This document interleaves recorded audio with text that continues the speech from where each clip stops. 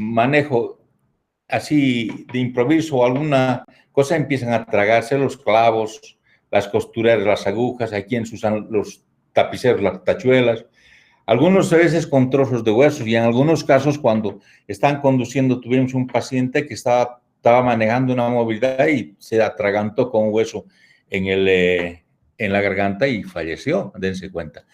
Las espinas de igual manera del pez. Entonces, pepas, frutas, astillas, alambres, prótesis dentales, bolitas, mondadientes y muchos otros. Algunos hemos operado por mondadiente inclusive, ¿no? Y algunos logran eliminar otros cuerpos extraños. Entonces, por ingestión, por lo que vamos metiendo a través de la boca. Y la sintomatología solo consulta a aquel paciente que no ha eliminado oportunamente el cuerpo extraño. Se dan cuenta todos cuando prácticamente no han eliminado y tienen algún tipo de sintomatología. Y el síntoma que presenta es el dolor, porque se enclava o se impacta el elemento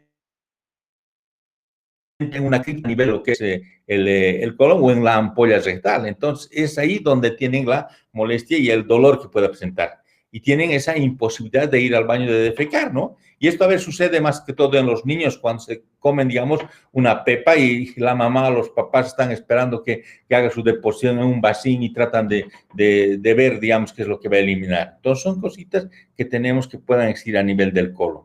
¿Qué se puede hacer? Se puede hacer extracciones digitales cuando está a nivel del recto, con el dedo, por eso el tacto rectal. La nueva extracción del cuerpo extraño puede llegar a la producción de un absceso anorrectal. Entonces, ahí tenemos una patología que puede ser presente. A nivel de una perforación externa, unas compresas, y esto lo vimos en el acto por después de una cirugía, donde en una cirugía una paciente se le hizo una restitución de tránsito intestinal y se olvidaron y le dejaron una compresa. Me acuerdo siempre de cuando era residente, era una señora que le decían blanquicha, era una mujer ancianita, donde después de la restricción del tránsito intestinal no podía defecar. Y bueno, o sea que al final de cuentas tuve que hacer un tacto rectal y me topé con alguna cosa dura. Le hicimos una anoscopia y observamos que era una compresa. ¿De dónde entró la compresa? Era del exterior hacia el interior del colon. Entonces, pueden existir compresas, instrumentos quirúrgicos, balas, cálculos biliares, anillos anticonceptivos, incluso pueden migrar, entrar al colon y a veces no dan ni peritonitis y se elimina directamente, ¿no? O sea, fetos, intraabdominales, etcétera. O sea, hay algunos que pueden existir alguna formación externa, perforación. De igual manera, pueden ser eliminados espontáneamente por el recto o, bueno, deben extraerse manualmente en algunos casos. Este es otro aspecto por el cual puede haber una introducción de algo por el ano. Puede ser por un accidente, por una caída de altura, por ahorcajadas, cuando uno se cae al estar atravesando, por ejemplo, las paredes altas y puede caer directamente en ahorcajadas y y se le entre, digamos, algún tipo de lesión a nivel del ano, ¿no? Entonces, o trastornos que tengan trastornos sexuales o en agresión, estamos viendo, inclusive si gente que les agreden, están introduciéndole a través del ano elementos que le van a producir bastante daño. Entonces, dependiente a la lesión que puede tener, el tratamiento que vamos a hacer. En algunos casos hacemos hasta radiografía y vamos a poder encontrar el elemento con el cual ha conducido la lesión. Entonces, dependiente al tipo de lesión, vamos a tener el tratamiento. Los traumatismos externos son aquellos que vienen de fuera hacia adentro y van a lesionarse el colon. Tenemos hoy en día accidentes automovilísticos, bastante cantidad de movilidades ahí, y los accidentes de las flotas, de las movilidades. La caída de altura puede comprimir prácticamente a nivel de lo que es el abdomen y te lesionar el colon. Los traumas cesados, como usar puñetazos, aplastamientos, cualquier trauma externo puede condicionarnos en este sentido una lesión a nivel del colon. Y la sintomatología dependerá de la lesión, ya sea del recto del colon u otras lesiones de algunas vísceras que puede tener. Y ahí puede tener el paciente el dolor abdominal, los vómitos, el shock, dependiente de la lesión. Si es un hemoperitoneo más que se añade, o una peritonitis estercorácea, o una peritonitis de contenido intestinal. Entonces ya se puede ver dependiente del tipo de la lesión agregada. ¿Qué se hace el tratamiento? Primero hay que tratar el shock. ¿Qué es lo que tiene? Tiene que mejorar el estado general del paciente y después de 100 tratar de solucionar los problemas quirúrgicos. En la mayoría de los casos, como decíamos, en la Segunda Guerra Mundial solamente hacían el tratamiento del daño de los barcos, Y hablábamos que en la Segunda Guerra Mundial los barcos eran dañados, la proa por dentro, la popa, y los marineros solamente trataban de solucionar eso, el daño. Y eso se empleó desde esa época, que tenemos que hacer, digamos, tratamiento del daño únicamente. Entonces, y en ese sentido se habla de reparación de lesiones y exteriorizar muchas de ellas, como ser las colostomías. ¿Y las colostomías qué son? Es el abocamiento del intestino grueso al exterior. Todo lo que termina en ostomía es exteriorizarlo. Cuando hablamos de gastrostomía, estamos exteriorizando el estómago, ya sea a través de una sonda que vamos a poner, ¿no ve? Entonces, o también podemos exteriorizar a nivel del colédoco, coledocostomía, a través de una sonda en T. Y así, y en este caso estamos exteriorizando el colon, se llamará colostomía, ¿no ve? El segmento del colon abocado al exterior determina el nombre de la colostomía. Si estoy abocando el transverso, será transversostomía. Si estoy abocando el ciego, será secostomía. Si estoy abocando el sigmoide, será sigmoidostomía. Entonces, como decimos, el nombre del segmento del colon determina el nombre de la colostomía. Y esas colostomías, aquí tenemos, por ejemplo, el ciego. El ciego es difícil exteriorizarlo como esta diapositiva. No se lo puede tirar porque el ciego es bastante amplio, que vemos, hemos hablado en la anatomía, y es difícil. Entonces, se usa un tipo de sonda especial. Son como un repollito que tiene la sonda aquí, se llama sonda de Pesser. Esa sonda de Pesser se introduce y se fija. Dense cuenta que estamos fijando el peritoneo, ¿me entiendes? Están fijando el ciego a la pared abdominal, y a través de eso está introduciendo una sonda. Está haciendo una secostomía. Esta colostomía no es totalmente desfuncionalizante, porque va a seguir pasando. Es prácticamente, simplemente están desfuncionalizando en esta parte, pero totalmente no, es parcial, porque va a seguir funcionando. El ciego es bastante amplio, pero una colostomía a nivel del transverso puede ser como esta también, es total, no va a haber ya paso hacia este extremo distal. Entonces podemos desfuncionalizar. Y aquí están haciendo, poner con una pinza, están tratando de hacer una fístula mucosa, porque vemos que la colostomía está terminal, va a salir el contenido alimenticio a través de esta colostomía, pero esto otro le van a dejar simplemente una pequeña ostomía. ¿Para qué? Para que salga el aire que está formando, porque tiene gran cantidad de bacterias, y no tener asas ciegas, porque imagínense, si esto lo cierro, va a quedar una asa ciega bastante amplia, y esto va a fermentar, va a tener muchos problemas el paciente. Por eso se dejan fístulas mucosas, y la otra parte que saldrá a través del ano, ¿no ve? Eso es lo que vemos. Entonces, las colostomías pueden ser por su permanencia, pueden ser temporales, por un tiempito, o definitivas. Si es temporal, será transitoria, mientras necesitemos.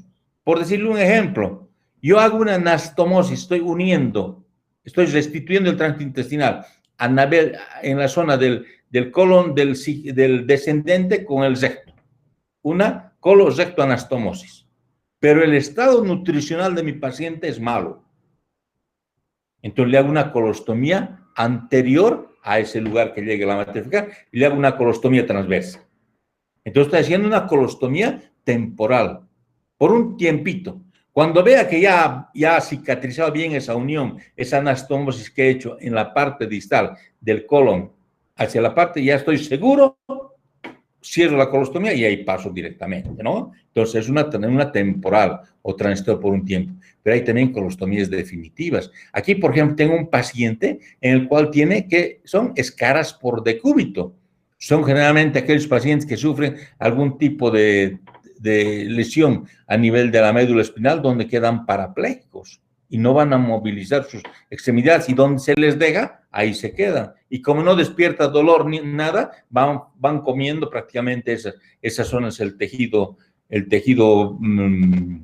muscular se va comiendo todo, y se va formando unas escaras. Son úlceras por decúbito, y esas úlceras son difíciles de cicatrizar, y una parte de contacto es a nivel del sacro, y se van haciendo heridas bastante importantes. Y en ese sentido, si queremos nosotros solucionar este problema, porque por aquí sale también la materia fecal y a veces es difícil poder limpiar, tenemos que hacer una desfuncionalización del tránsito intestinal, y le haremos una colostomía en el abdomen. una colostomía ya puede hacer, si vemos que este paciente puede recuperar su extremidad, le haré una temporal transitoria, pero son pacientes parapléjicos, los cuales nunca más quizás van a poder recuperar, le haré una colostomía definitiva y le haré una operación como una operación de Hartmann, sacaré el colon sigmoide y le haré una colostomía terminal pequeñita en el flanco izquierdo.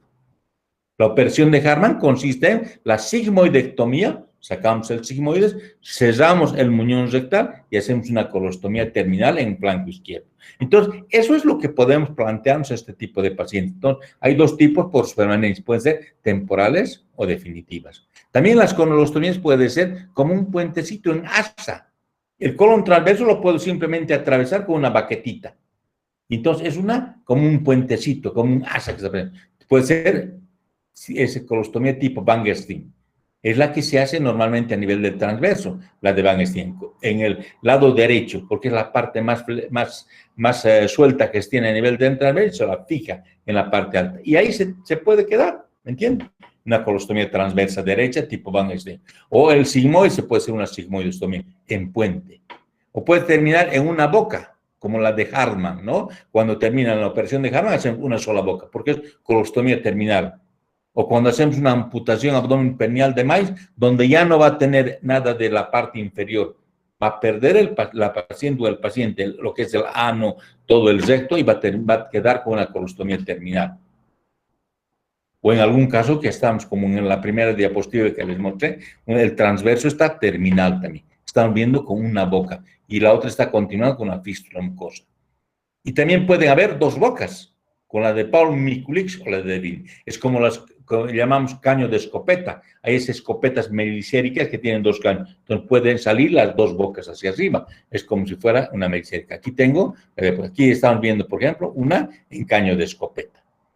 Y este es donde va a llegar la parte proximal, donde va a salir el contenido fecal por este lado, y a este otro lado, para que no quede, a veces le hacen simplemente una fístula mucosa, para evitar que todo este quede como un asa ciega grande, cuando es bastante grande y largo el segmento, ¿no? Estas colostomías temporales o transitorias derivan el tránsito mientras tratamos la infección, mientras nos está sirviendo para algo y después la cerramos. En cambio, la definitiva, cuando la lesión distal no puede ser extirpada o no hay posibilidad ya de restablecer el tránsito intestinal. Es para siempre, definitivas, ¿no? Su nombre dice. ¿En quién está indicada las colostomías? En regreso de los procesos inflamatorios. Cuando hay un proceso inflamatorio a nivel de la parte perianal, por decir lesiones de una caída en ahorcajadas, o lesiones o sutura del esfínter anal, un proceso inflamatorio ahí, entonces necesito hacer una colostomía. Para proteger mi sutura, como les decía, hice una sutura anastomosis baja, pero no estoy seguro que vaya bien. Entonces, para proteger esa sutura, le hago una colostomía anterior, una colostomía en la cual voy a tener que salir más antes la materia fecal. Y el paciente va a comer, va a alimentar todo, pero esa sutura se está protegiendo. Estoy protegiendo la sutura. En las lesiones obstructivas, en un cáncer de colon sigmoides, ya no pasa más el alimento a través del sigmoides. Está obstruyendo. Sabemos que las lesiones del colon izquierdo son obstructivas, van a cesarse totalmente. Entonces, esa no va a pasar.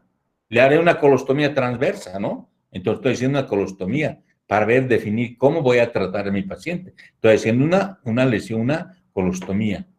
En aquellos que tienen un cáncer de recto del ano, está obstruido totalmente, le haré como una colostomía de Hartmann. Y si no puedo retirar más toda la masa tumoral, se quedará con una colostomía definitiva. Le haremos un tratamiento adyuvante en esta zona, ya sea radioterapia, quimioterapia, dependiente del estadio. De igual manera, podemos proteger las cirugías anorrectales. Si he hecho una cirugía de reparación del esfínter anal o traumas, un paciente que ha caído en ahorcajadas, tiene lesión de toda la parte del recto, del ano, es suturado todo, pero con la materia fecal que va a bajar todo el tiempo, bueno, se va a deshacer prácticamente, va a haber dehiscencia de toda la anastomosis, dehiscencia de todos los puntos. Entonces, ¿qué puedo hacer con el paciente? Hacer una colostomía previa. Entonces, ahí vienen las indicaciones de las colostomías a las cuales podemos nosotros abordar.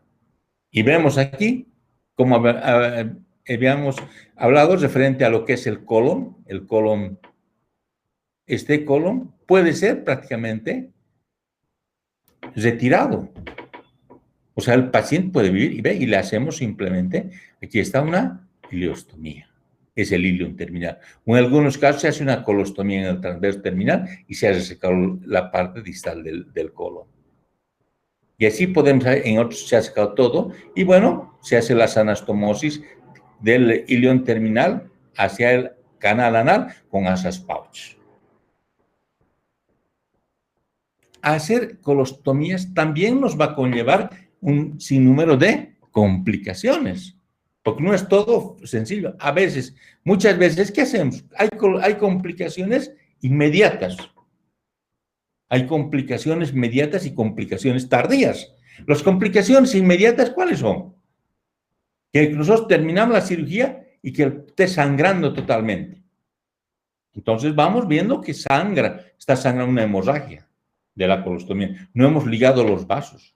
Segundo, que pueda, en vez de que sangre, la colostomía se esté poniéndose de otro color, esté perdiendo la vascularización. No dejamos muy buena irrigación.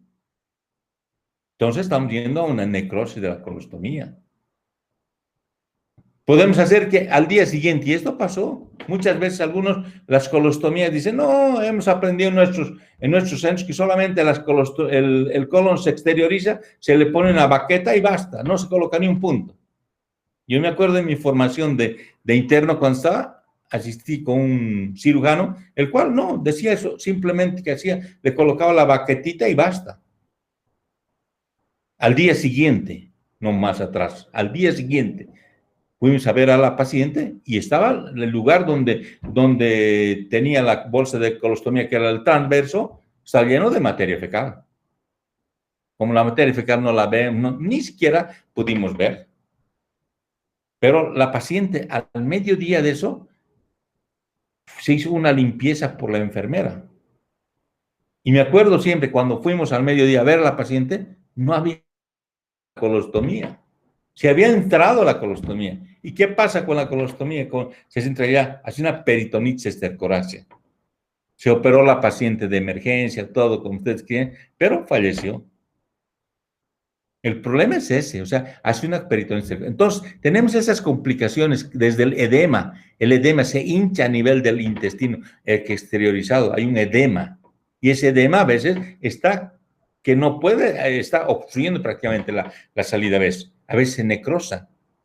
Por eso, al día siguiente hay que ir viendo esa colostomía si tiene buen color. Y si ese color no es bueno, hay que nomás directamente volver a hacer la colostomía, volver a exteriorizar más. No tenemos que dejarlo así. Tenemos que ver que la coloración esté bien, que pueda haber abscesos, porque ahí hay materia fecal. Y hemos hablado que la materia fecal, 1 gramo de materia fecal, hay 10 a la potencia 13 de bacterias. Entonces, esos abscesos pueden formarse ahí, alrededor o en la periferia de la colostomía. Puede haber hemorragias, como vimos, puede retraerse, entrarse. Puede prolapsarse, salirse. No se fijó el colon y como a veces tenemos colon redundante, se empezó a salir. Se evisceró, es como un calcetín, se está saliendo el calcetín, ¿no? Se está prolapsando, se está eviscerando a veces. Tanto que sale la materia, o a veces algunos pacientes tienen muchas deposiciones diarreicas por la zona y condicionan en la zona pericolostómica una dermatitis, o donde van colocando la bolsa de colostomía, la eventración y las hernias parostomales. A veces hacemos un corte mucho más amplio, donde estamos exteriorizando el colon y ese amplio se hacen hernias. Están saliendo el intestino delgado por la zona. Entonces, eso se llaman las hernias paraostomales que podamos hacer. Entonces, tenemos aquí algunas imágenes en las cuales, miren, a ver cómo se ha prolapsado. Se ha salido prácticamente el intestino por ahí, por ese orificio. Entonces, tenemos una complicación. Tenemos otra complicación donde vamos a ver lo que existe acá, una dermatitis. Está prácticamente con una inflamación de toda la pared abdominal, está con una dermatitis. Dermatitis. Son cuadros que van conllevando y está roja, rubicunda. Aquí, por ejemplo, está protruyendo. Si bien la parte de la piel está bien, pero la parte interna aquí está protruyendo. Están condicionando unas hernias parostomales alrededor de la colostomía. En otras ha desaparecido prácticamente. Entonces, son situaciones que podamos encontrar. También existen complicaciones, como hemos relatado anteriormente. Eso es referente a lo que son las colostomías. También existen procesos inflamatorios del colon. Y esos procesos inflamatorios, o sea, los que tienen, cuando hablamos de inflamación, tenemos cosas, calor, rubor, tumor, dolor, ¿no? Entonces, hablamos que existe también inflamación en el colon, esta inflamación en el colon. Esa enfermedad inflamatoria de causa no conocida. Y ahí clasifican prácticamente en lo que llamamos la colitis ulcerativa. Su nombre dice colitis, inflamación del colon. Todo lo que termine en itis es una inflamación. Entonces están inflamando y forma úlceras. La enfermedad de Crohn, una colitis indeterminada. Entonces, cada una de estos procesos inflamatorios van a tener características propias y las conductas terapéuticas diferentes. ¿Qué hay que hacer con cada uno de ellos? Tenemos aquí procesos inflamatorios en esta imagen que estamos viendo. Referente a lo que es la patogenia, el equilibrio de la inflamación intestinal, existe una predisposición genética que vamos a ver, hay factores ambientales que pueden condicionar y también una inmunoreactividad anormal del huésped, el que va a conllevar. Se ha demostrado ya que esto sería la causa para que pueda tener esta inflamación a nivel del colon. Y tenemos la colitis ulcerosa. Su nombre dice, es una enfermedad inflamatoria del colon. Comprende en forma difusa. Si vemos esta imagen nos está mostrando prácticamente cómo está inflamado la pared del colon. El colon está totalmente inflamado. Esa inflamación del colon está condicionando todo. Compromete en forma difusa la mucosa del colon. El trayecto es largo, ¿no? Todito el trayecto es largo prácticamente. Por eso se llama la forma. La colitis ulcerosa, diferente a la epidemiología, vemos que es una prevalencia mayor en países desarrollados. Baja incidencia en países asiáticos y en Sudamérica. Sin variación con el sexo, tanto varones o mujeres. Si existe picos de incidencia entre el tercero y sexto decenio, entre los 30 y 60 años. Puede haber aparición en diferentes etapas estacionales. Más frecuente en los judíos habitantes a nivel de Europa. Entonces, ahí se ve este tipo de patologías. El hábito tabaco tiene un efecto beneficioso para este tipo de colitis. Veamos qué es lo que va pasando. Cada una de estas características vamos a ir en relación referente a lo que es la enfermedad de Crohn. Esta enfermedad de Crohn. Entonces, esta colitis ulcerosa, complicada con colitis pseudomembranosa del colon derecho, se crea una tipo membrana en un paciente de 73 años, el cual tenía diarrea crónica y dolor abdominal de 3 meses de evolución. Entonces, estamos hablando ya de un síntoma, que es la diarrea crónica. Y se habían dado múltiples tratamientos indiscriminados antibióticos. ¿Qué hacemos con un paciente que tiene, por decirle, diarrea? Tenemos que hacer el análisis de la materia fecal. Lo primero, un copro parasitológico. Tenemos un copro cultivo. Y dependiente, si no hay ningún tipo de parásitos, entonces, bueno, pues no será tratamiento, pero el cultivo nos dirá qué está pasando. Y en este sentido, porque es la primera cosa que tenemos. Y después veremos qué hacemos. Estudios ya de gabinete. No podemos darle en forma indiscriminada tratamiento antibiótico. Y ahí viene colitis pseudomembranosa, porque el paciente no tenía. Y vemos a nivel de lo que es las lesiones a nivel del patólogo, lesiones macroscópicas, cómo está inflamado prácticamente todos los segmentos colónicos que han sido resecados en esta oportunidad. Han sido resecados y microscópicamente de igual manera vemos las lesiones múltiples, es prácticamente como un puntillado en toda la mucosa colónica que se logra observar. ¿Qué sintomatología clínica tiene nuestro paciente? Tiene diarrea con moco frecuente y grave. Se va a quejar por diarrea. Entonces, debemos pensar, un paciente que viene con diarreas, con bastante mucus, es frecuente, y que puede presentar hemorragias con sangrado, con tenesmo rectal. Entonces, podemos ver que pensamos que puede llegar a ser un cuadro de una colitis ulcerosa. Vemos que en nuestro medio no hay tanto, sino más a nivel de otros tipos de rasas. Y lo que se encuentra a nivel de la rectosigmoidoscopía o la colonoscopía que pedimos después de haber hecho los estudios, que es un aspecto uniforme de la lesión, en la cual hay una lesión congestiva granulomatosa en forma continua. Todo, prácticamente todo. Es como un sangrado en napa que podemos nosotros observar. De igual manera, estos pacientes pueden tener manifestaciones fuera del intestino y conocemos como manifestaciones extraintestinales y van acompañados. Son pacientes que tienen artritis en un porcentaje que la literatura nos asimila a un 20%, la espondilitis anquilosante a un 5%, el eritema nodoso a un 15%, pioderma gangrenoso, colangitis esclerosante primaria. Entonces, hay ciertas patologías que pueden ir concomitantemente con lo que es la colitis ulcerosa. ¿Y qué hacemos para el diagnóstico? Descartar procesos infecciosos. Lo que viene el paciente con la diarrea, si es con mucus, con sangre, entonces hacemos los estudios de la materia fecal, hacemos el estudio endoscópico y vemos que puede tratar de una colitis. Entonces, tenemos que descartarse en ese aspecto. Y vamos a ver, porque el riesgo con esta patología es a que exista algún tipo de neoplasia. Y va a variar dependiente de la evolución de la enfermedad. Y dicen que a 25 años es el 25% de que puedan tener una neoplasia, un cáncer. A 30 años, 35, a más edad, mayor porcentaje de neoplasia. Entonces, dense cuenta, son enfermedades de larga data, de larga evolución.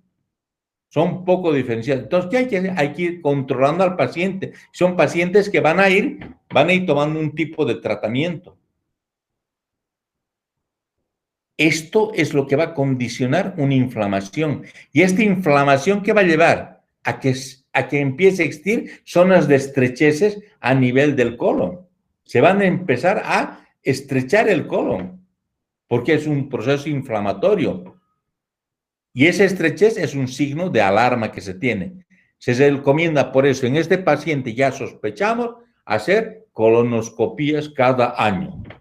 Es como cuando los japoneses hacen una endoscopía alta cada año, desde sus 18 años al paciente. ¿Para qué? Para encontrar el early cancer a nivel del cáncer temprano, a nivel del estómago.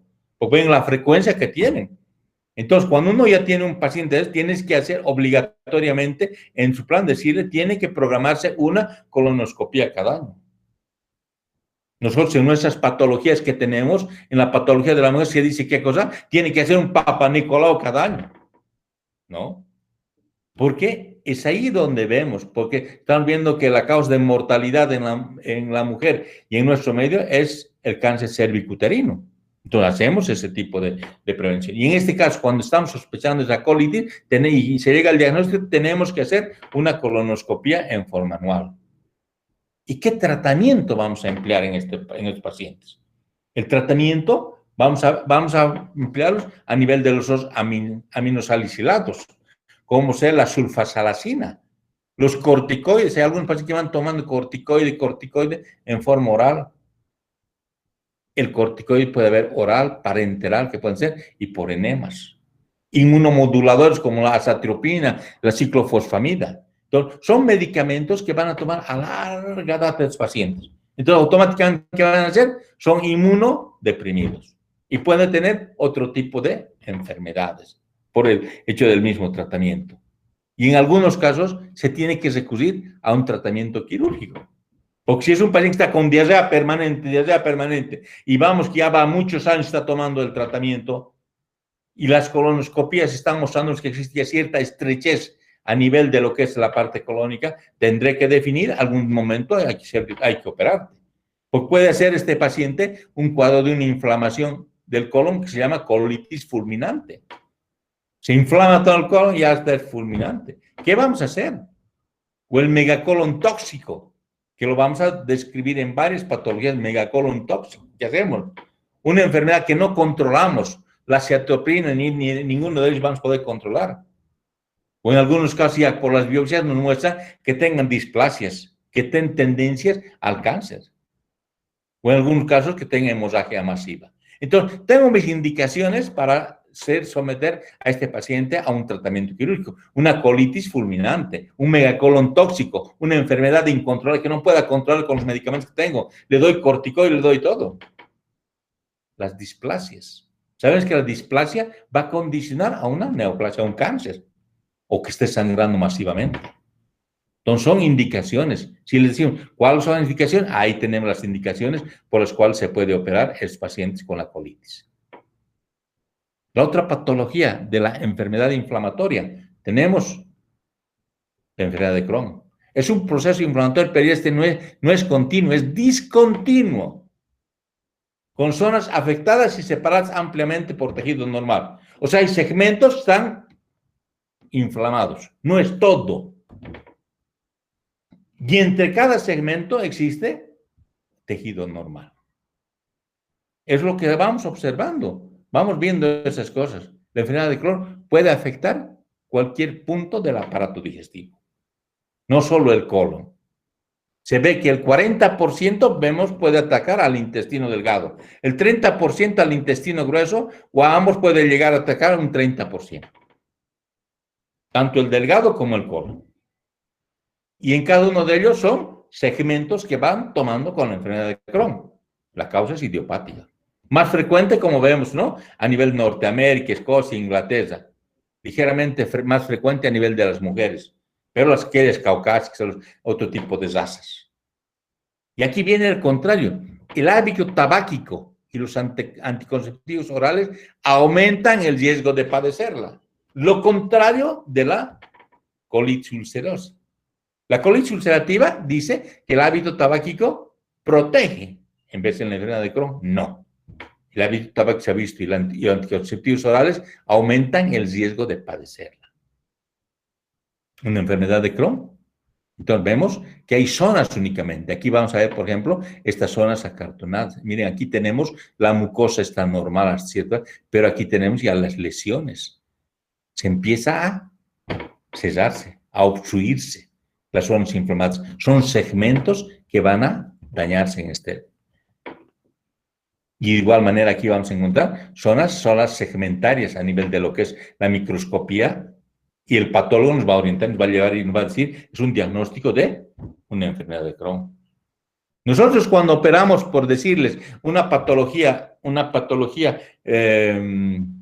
perianal, en la cual tenemos fístulas perianales, ¿cuál es la causa de las fístulas perianales? Son dos. Puede ser inespecífica, que no tenga una especificidad de nada, que se ha inflamado una cripta y de ahí ha venido el absceso y del absceso ha venido la fístula. Causa inespecífica, 95%. Pero el 5% de las fístulas perianales tienen causa específica. Pueden ser por cáncer, puede ser por enfermedad de Crohn, pueden ser por tuberculosis. Por aquellas enfermedades raras también pueden existir. Por esa razón, cuando se hace una fistulectomía, estamos sacando toda la fístula, mandamos a analizar la patología para que nos descarte esta en la enfermedad de Crohn. Porque es frecuente. Y la mayoría nos van a decir, es diagnóstico inespecífico. Pero por ese 5% debemos hacer nosotros ese tipo de estudio histopatológico. Porque ahí vienen estos pacientes. Y a veces existen pacientes con una neoplasia del colon, del canal anal. ¿Qué tiene de clínica la enfermedad de Crohn? Hay una tríada clásica: dolor abdominal, diarrea y baja de peso. Entonces vemos un tipo que tiene diarrea y baja de peso. ¿En qué sospechamos? Que tiene SIDA. Primer diagnóstico. Tenemos que pensar mal para acertar. Y le haremos pruebas para SIDA. Y no tiene. Mejor. ¿Pero qué tiene? Estudiaremos a nivel de lo que es la materia fecal. Veremos porque tiene diarrea, igual que la colitis. Y haremos el estudio endoscópico. Y en el estudio endoscópico empezamos a encontrar segmentos en los cuales tiene problemas obstructivos. Entonces se tomará la biopsia y tendremos el diagnóstico, ¿no ve? Entonces, aquellos pacientes con pérdida de peso diarrea pueden haber. Tiene acompañante también anorexia, fiebre cuando existe úlceras aftosas, puede haber infecciones perianales, fisuras. Las fístulas ocurren en el más del 50%. Se fistuliza. El lugar que se está obstruyendo se fistuliza, se abre las infecciones perianales y todo. ¿Qué complicaciones tenemos? Las complicaciones que vamos a ver es una obstrucción intestinal.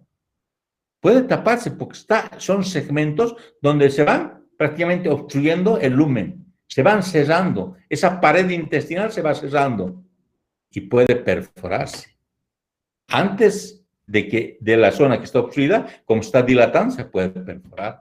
Puede formar abscesos intraabdominales. Y de igual manera, aumenta el riesgo de cáncer colorectal.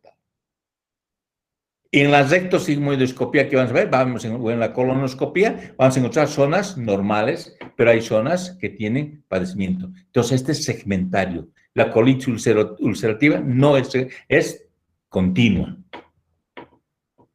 De igual manera, como la otra, tiene también esta manifestación extraintestinales. Hay pacientes en los cuales pueden ver el eritema nodoso, pioderma gangrenoso, problemas a nivel de la uveitis, artritis, estomatitis. Entonces, tiene también enfermedades extraintestinales.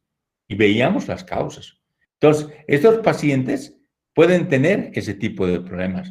Y vemos aquí una videoendoscopía, donde tratamos de ver y encontramos esos segmentos donde prácticamente existe este tipo de las lesiones. La colonoscopía. Igual vamos a encontrar procesos inflamatorios, en el cual vamos a llegar con el colonoscopio hasta el ciego y vamos a ver si no existe algún proceso inflamatorio en esas zonas. Métodos de diagnósticos. Estamos haciendo un colon por enema.